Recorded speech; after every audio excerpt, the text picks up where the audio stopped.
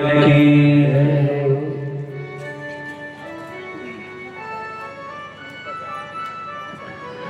कहने लगे, माँ अब तो मेरी असलियत तुम जान गई हो ना,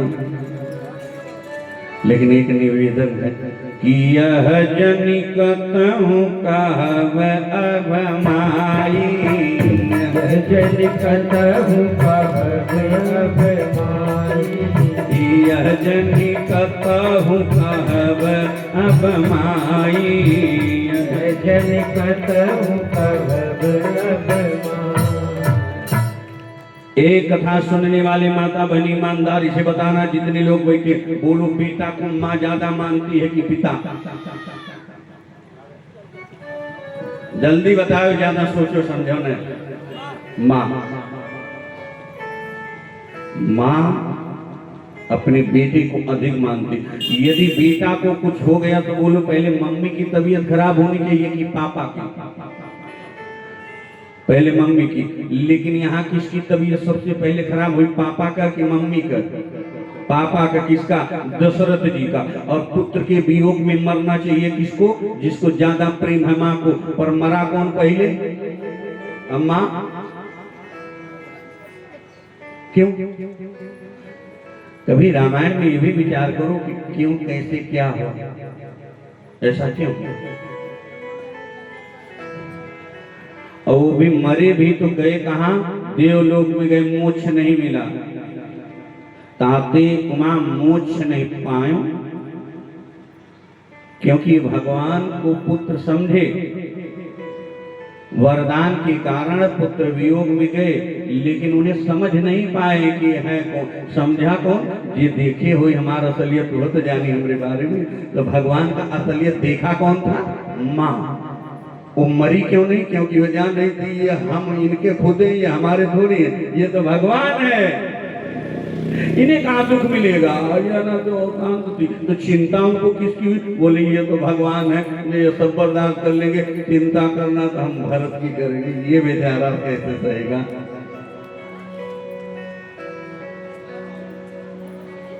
प्रेम से बोले हनुमान जी महाराज की, श्री सीतारामचंद्र भगवान की।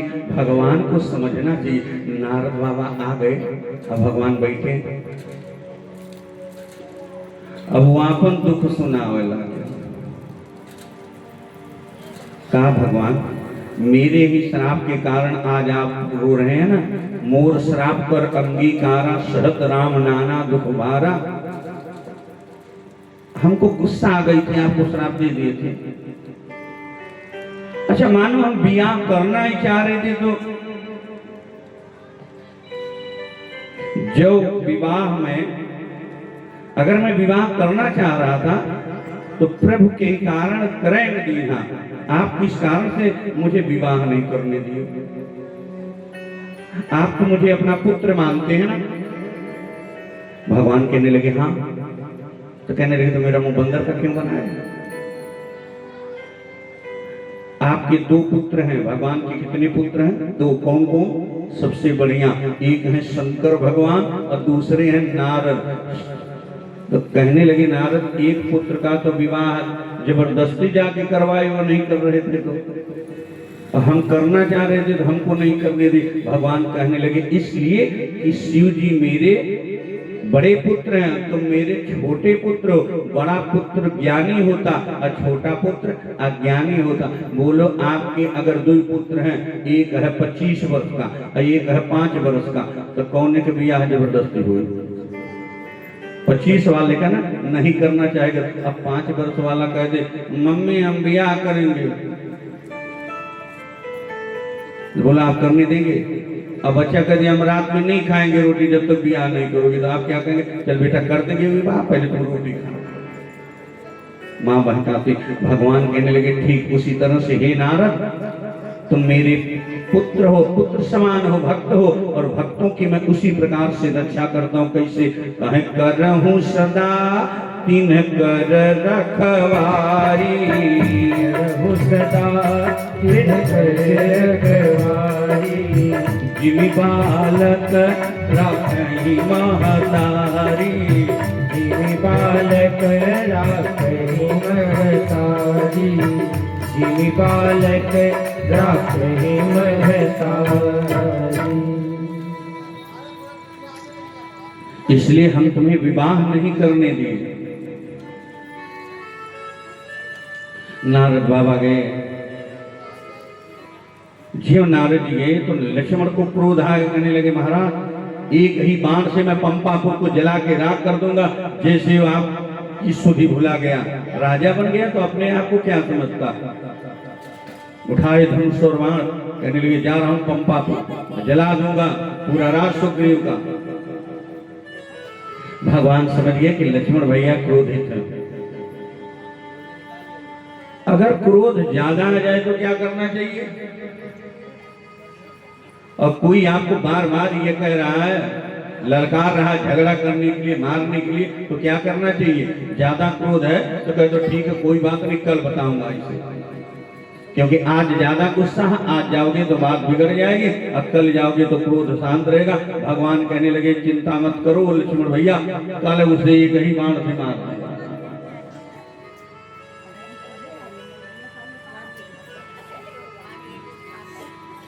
हनुमान जी को बात पता चल गई मने मन में।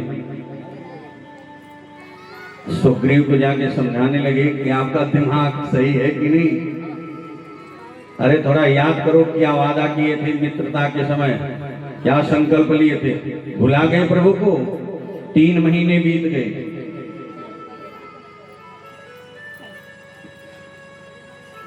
और तुम यही राज कर रहे हो, भगवान वहां बैठे हुए हैं।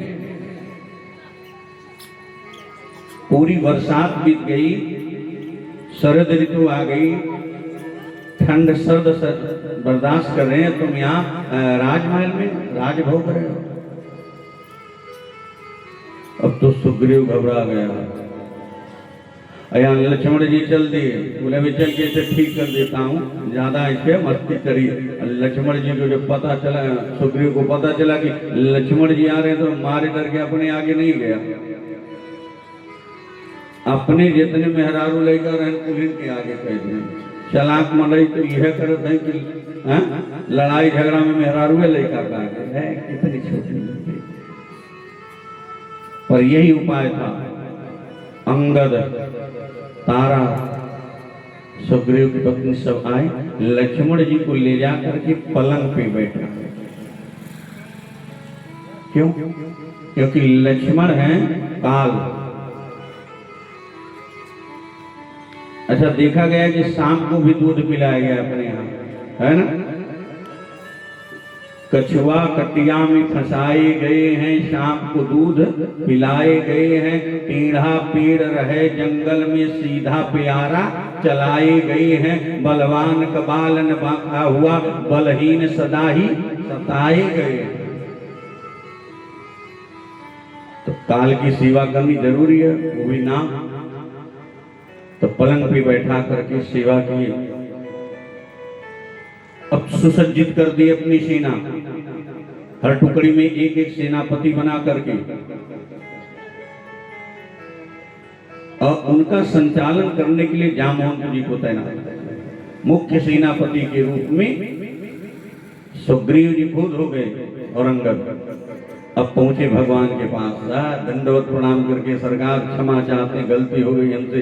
भगवान बड़े दयालु हैं, तुरंत माफ कर देते हैं, क्योंकि दया के सागर है। क्या है कि करुणा निधान रवा। सब लोग ताली बजा से गाएंगे। जगत के दाता है श्री भगवान रवा, जगत के दाता है करुणा निधान रवा। जगत के दाता है आओ सभी।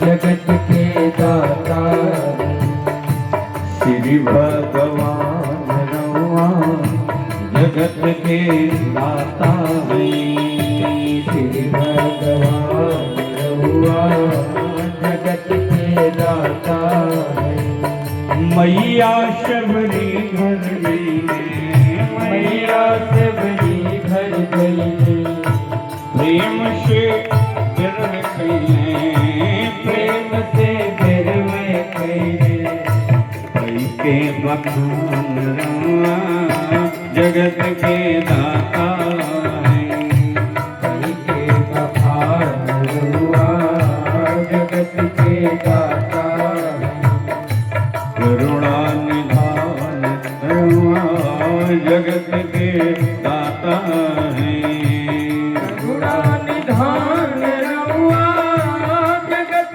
के दाता है श्री भगवान रहुआ जगत के दाता है भक्त विदुर घर गए भक्त विदुर घर गए प्रेम से सगवे कैले प्रेम से सगवे कैले दुर्योधन का मटर पनीर छोड़ दिए